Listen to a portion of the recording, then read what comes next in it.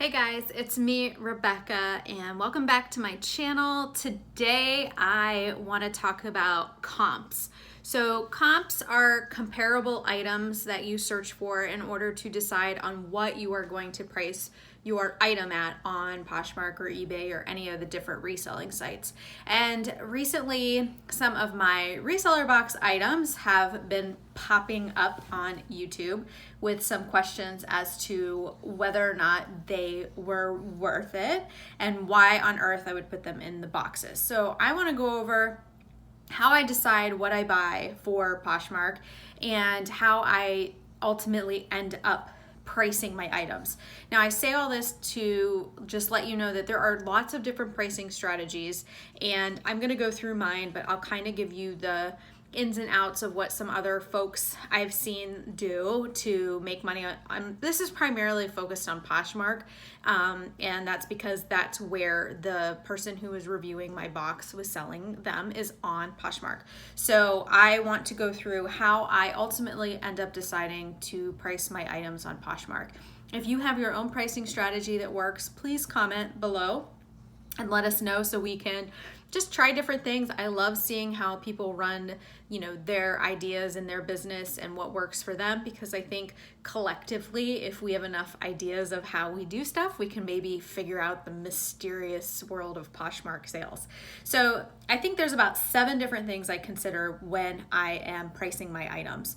The first thing is the more visually appealing your items are on Poshmark, the higher that price I think they sell for. So if your photos are very clear, your description is very good, your title is good, you have any flaws mentioned, it's just not 2 words, people trust that they're buying from you what you actually say they're actually buying from you and the condition that you describe. I think that brings up the level of trust from a buyer to pay higher price for that item.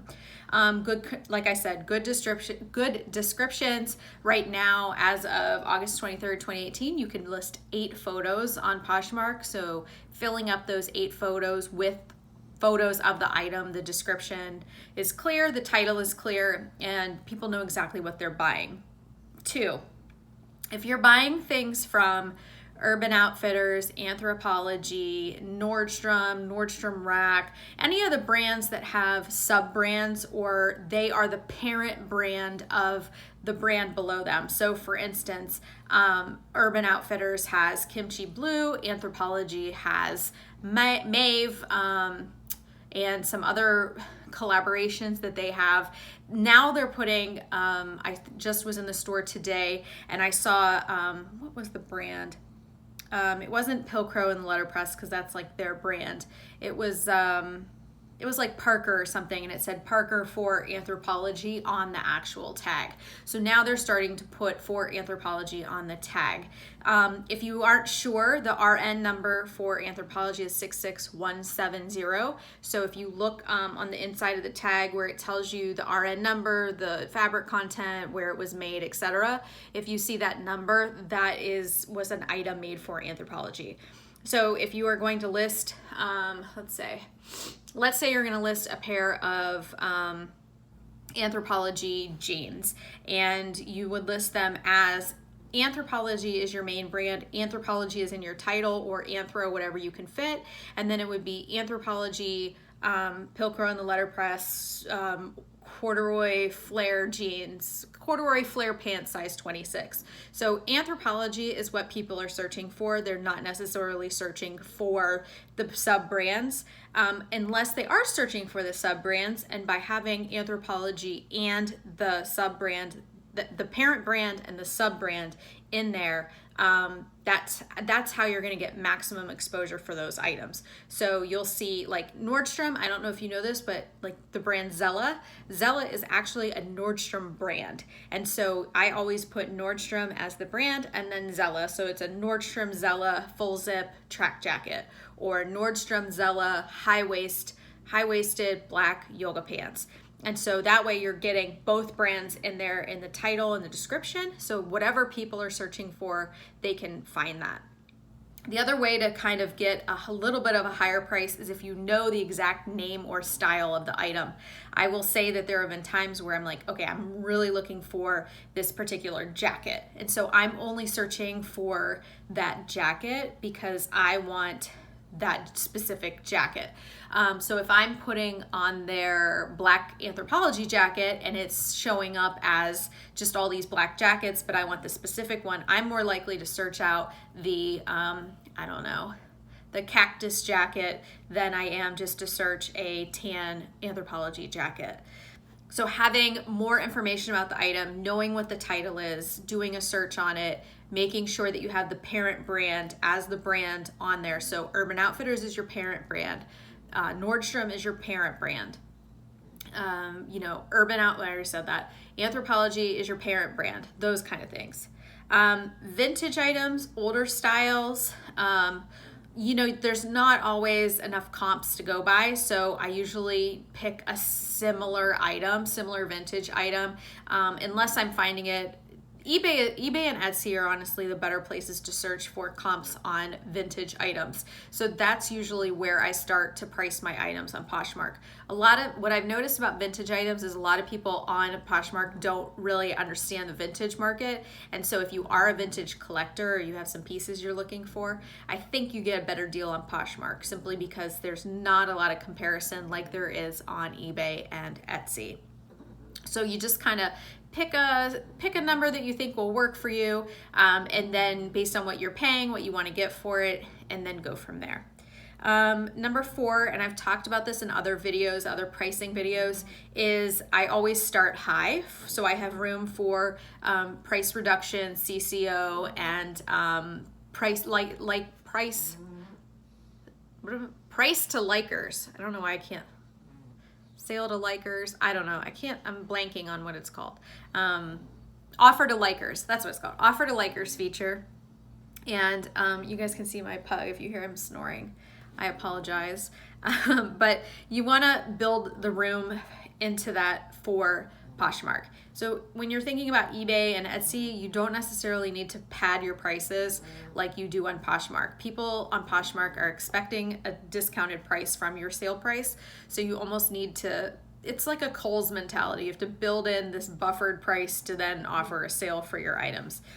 I don't know why it works, but it does work, and that's their pricing strategy and what people almost expect on Poshmark nowadays.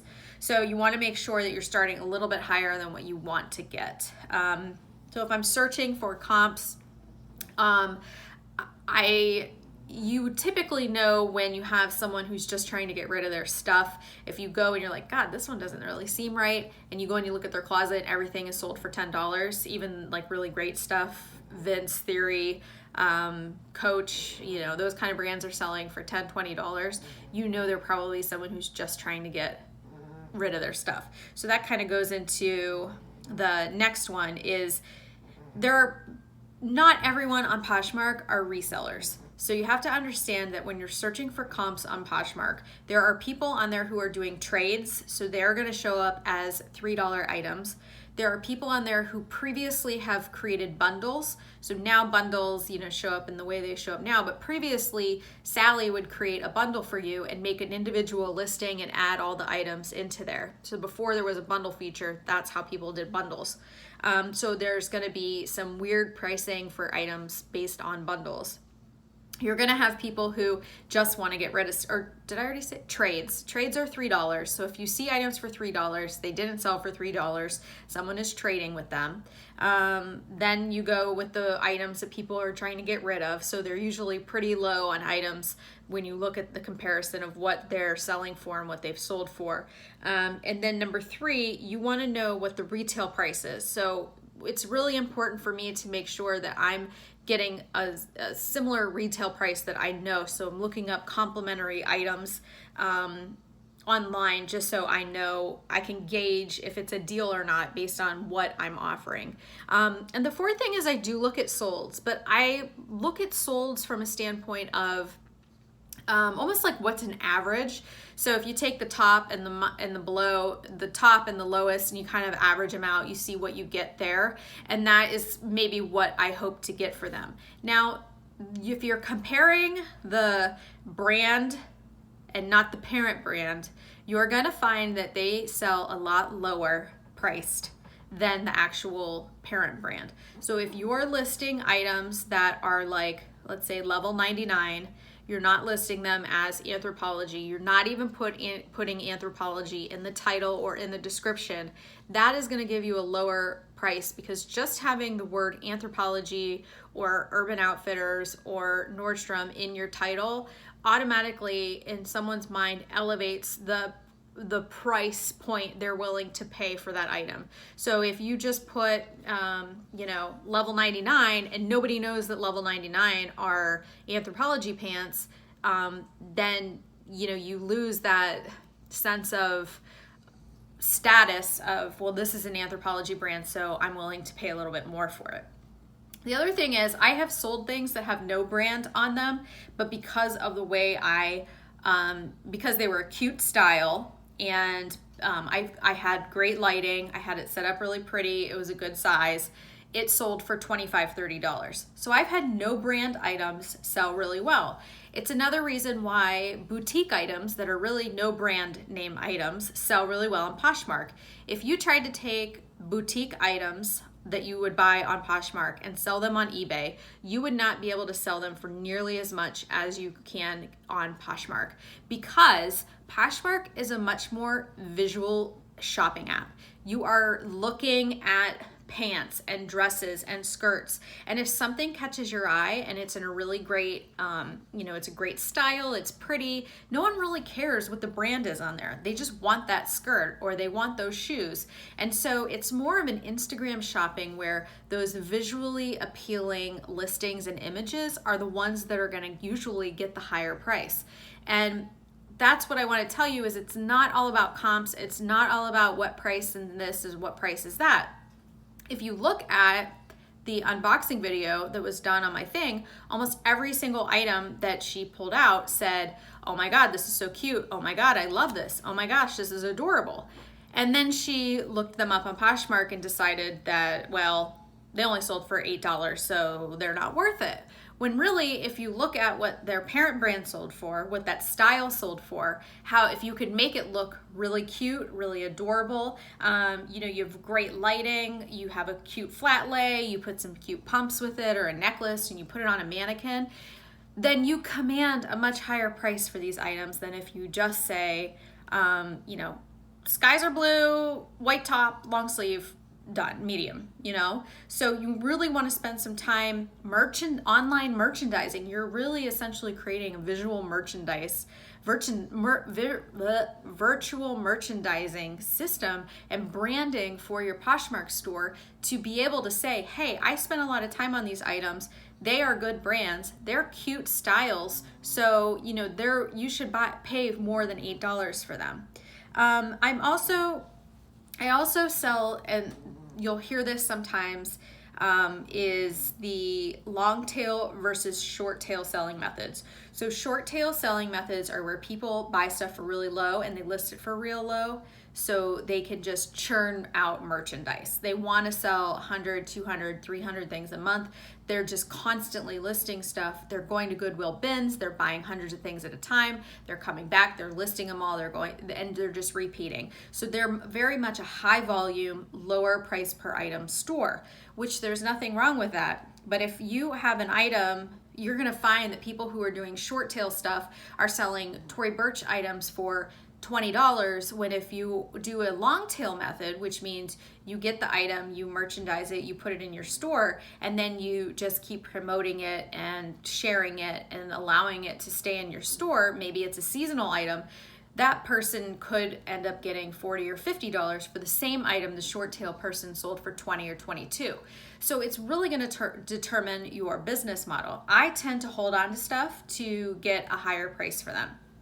And primarily I do that because I already have a 30% sell-through rate each month with my inventory. So if I have 220 items for sale, I will have anywhere between 60 to 75 items that sell per month, okay? So if I were going to mark everything at $20, I would probably have 50% or 60%, but that's not my method. I want to make $20, $25, $30 profit per item. I don't want to make the $10, $12, $13 profit per item. So I am willing to hold on to items that might be seasonal. Maybe the person just hasn't found them yet. The person who is the buyer for this great vintage piece that will spend $40 or $50 on it just hasn't found it yet. So you have to remember that some of the more unique items, or some of the more, I don't know, if you're looking at smaller sizes or petite sizes or very large sizes or very small sizes, you got to wait for the right buyer. It takes a little bit to sell versus if you're selling a 12 or a size large, where most people are that size. So it takes a little bit longer, but you're in the long tail game, the business of holding on to these items to get the higher price versus churning out your sales quickly so you can make faster money.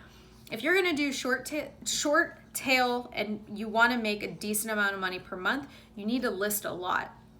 So if you think about it, you just need to do the math of, okay, my average profit per item, if I do short tail sales, is $10. How many items do you need to sell per month to pay your bills or to, pay your whatever it is that you need money for? And then you have to take out taxes, you have to take out cost of goods. Don't you want to pay yourself? So you need to figure out how much of this stuff you need to be selling in order to get to that number, and then probably buy more and more and more stuff to make sure that you are churning out that amount of money to get that profit.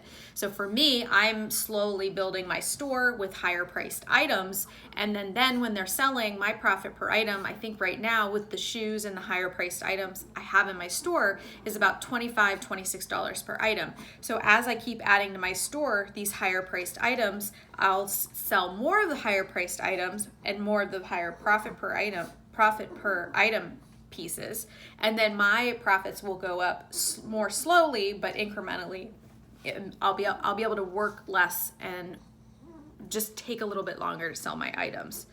The other thing is I guess there's 6 because I already talked about trades. So people are trading items, right? And that's going to say $3. So you can't take the $3 items into consideration when you are pricing your items.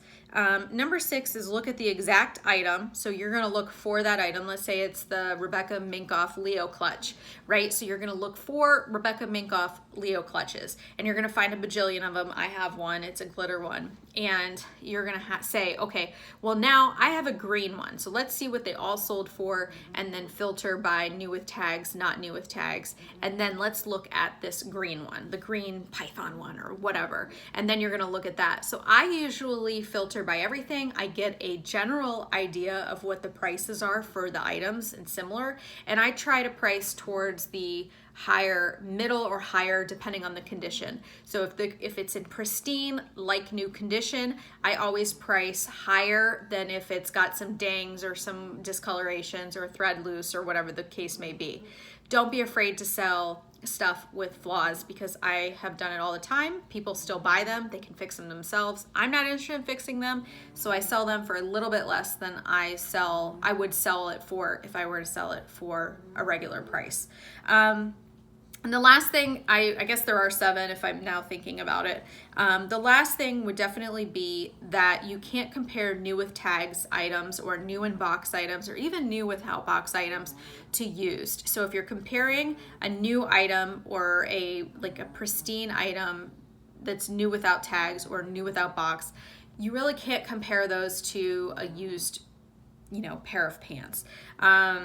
You want to make sure that you are comparing pre-owned items to new items. There are some brands that have a really high resale value for new with tags items or new without tags. Lululemon is a great example for that. Sometimes you can get almost what retail is for the items that are new with tags, depending on the style, if it's a hard to get item.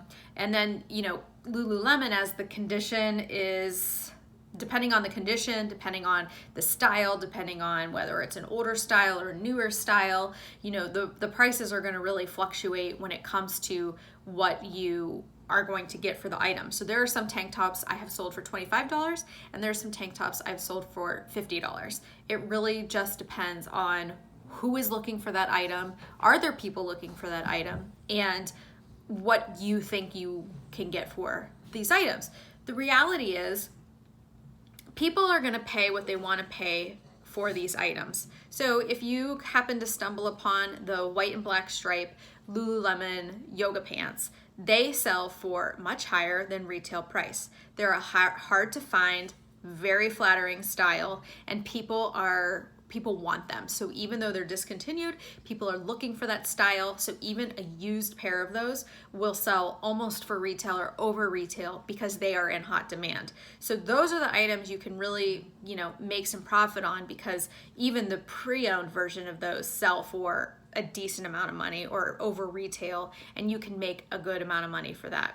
So I hope that this has helped you understand how I go about pricing things.